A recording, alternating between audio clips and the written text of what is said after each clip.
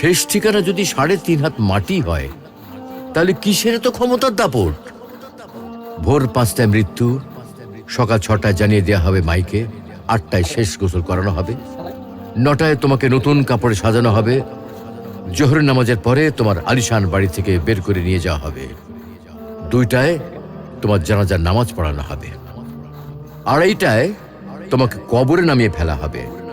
মাটি দেওয়া শেষ হয়ে গেলে কেউ তোমার জন্য দোয়া করবে, আর কেউ চলেও আসবে।